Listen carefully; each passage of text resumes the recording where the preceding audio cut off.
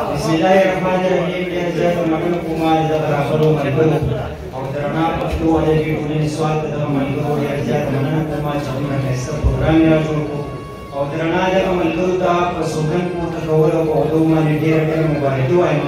شعرونه به ووایم د استاد صاحب په اجازه سره.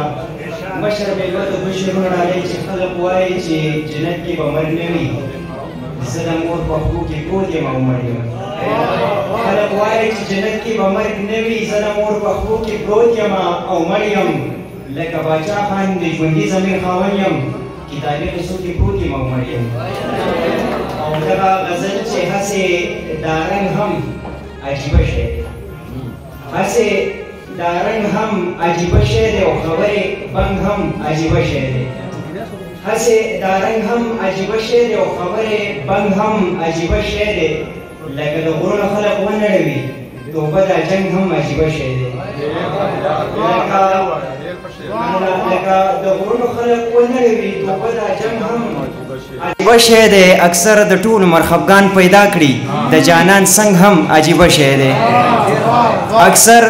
اکثر د ټول مرخبګان پیدا کړي، د جانان څنګ هم عجیبه شی دی. کوي د غم درد او سور خبرې، د رباب ټنګ هم عجیبه شی دی.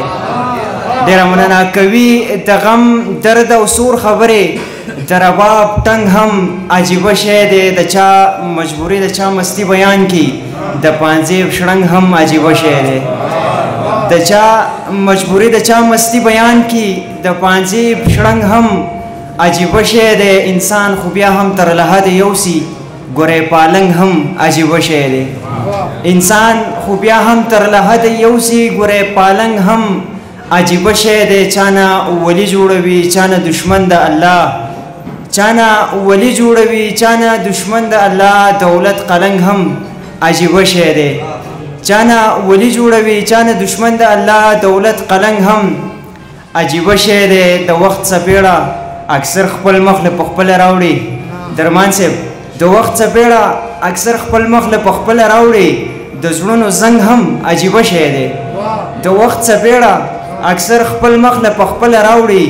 د زړونو زنګ هم عجیبه شی دی. او هسې فطرت دی له پښتونه پنجابی جوړوي، خاکساره لنګ هم عجیبه شی دی. ډېره مننه.